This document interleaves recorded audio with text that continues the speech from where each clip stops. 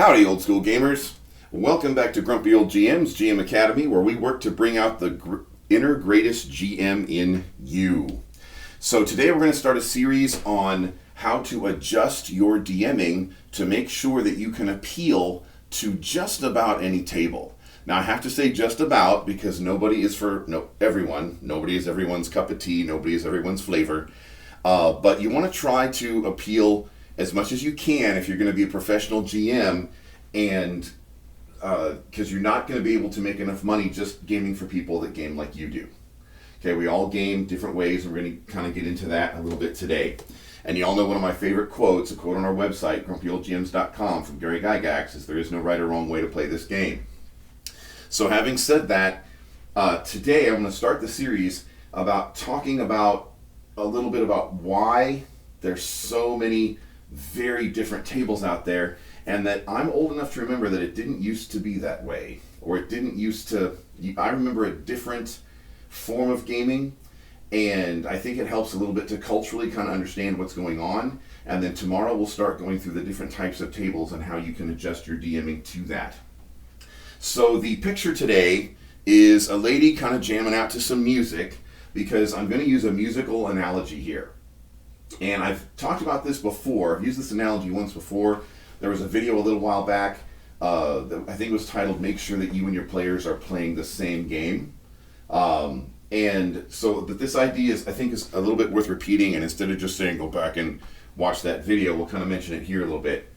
But I kind of look at what's happening in our culture as a whole, not just for gaming. So yes, this absolutely applies to gaming, but it is a much bigger cultural phenomenon, and it's a splintering and a fractionating of society in things that used to be unifying. And so gaming, like D&D and games like that, used to be unifying in the same way that pop music used to be unifying. So that's the musical analogy here. So like when I was a kid in the 80s, your typical radio station, if you were just surfing the radio stations, and obviously there was talk radio, and then there was like country radio, and then there stuff like that. But if you were just looking for the mainstream of the time, like what was considered your mainstream average typical radio station that was playing pop music, the pop music was a blended mix of everything. You could hear a British invasion dance tune with a beat, and then all of a sudden you could hear long-haired metal band, and then all of a sudden you would hear rap, Tone Loc or Run DMC, or what rap was in the 80s as rap started emerging in the 80s. And then all of a sudden you could hear a ballad love song, and all of these types of music, all of these genres of music were just mixed together, and us kids, us young people at the time, we just listened to it all together. Obviously we had our favorites. Obviously there were people that liked the rap better, there were people that liked the long-haired metal band better, there were people that were into the British invasion dance pop better. In the 80s for a few years there was some stuff called new wave and stuff like that, but there were things that people liked better. But on the radio stations, it was all mixed together. We knew each other's songs, and it was all unifying. In high school, we could ride on the bus. There'd be somebody in the back of the bus with a boombox. They'd just turn on the radio, and we would all sing along. The whole bus would just sing to everybody's songs. We knew all the words to everybody's songs. We had our favorites. There was the genre that we liked, but music was a unifier. And even before my time, before the 80s, back to my parents' times in the 50s and 60s, there was a show called American Bandstand. And American Bandstand was very controversial at the time, for the 50s and 60s, because, they had, black couples and white couples dancing on the same dance floor. Ooh, how controversial, how nouveau, how avant-garde, how progressive. And so music was a huge unifier. Now, in the 90s and into the 2000s, music began splintering and fractionating. And now, from what I've experienced, I don't really listen to radio FM anymore. I'm kind of an internet person. I like to program my own music, on a service like Spotify or Pandora or whatever. Just find what I want on YouTube Music. But and that's part of the fractionating too. Is there isn't just a public pool of music that everybody shares anymore. And the same things happen with gaming. Okay, so we're kind of done with the music analogy, and I'd like to apply this to gaming now. So, but this has happened all over our culture. Like, you could apply this to all sorts of things. I'll just leave that to you because it's supposed to be a gaming channel. But so with gaming, there are different styles of play. There are different ways that people like to play this game that we call a D&D or Pathfinder or OSE, OSR, whatever, or a Star Wars, Star Trek, Marvel superheroes, DC superheroes, Rifts, Call of Cthulhu, whatever you like to play. But there's different ways that people approach this RPG phenomenon, and it used to be more unifying. It used to be more uniform. And just like music has splintered and fractionated, and people of different groups don't know each other's music anymore. They don't know what's going on with each other's music anymore. They don't care what's going on with other people's music anymore. They don't pay attention to what's going on with other people's music anymore. The same things kind of happened with styles of playing in these RPGs.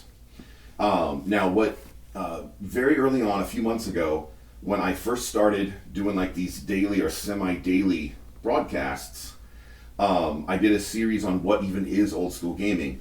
And part 2 of what even is old school gaming was about long-term campaigns. And in the title of the YouTube message, I said long. I put a bunch of O's in there and kind of drew it out.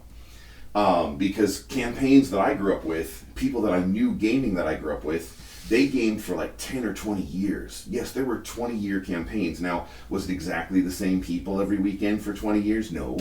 People rotated in, people rotated out as people moved away or graduated or got different jobs or whatever, got different shifts at a job, or married a significant other that didn't understand gaming, or whatever, just had kids and didn't have time anymore. So it wasn't always, of course there were always new people joining too, but the consistent campaign could go for 20 years. Yeah, that was a thing. How does that happen? Well, we had a variety of styles of play.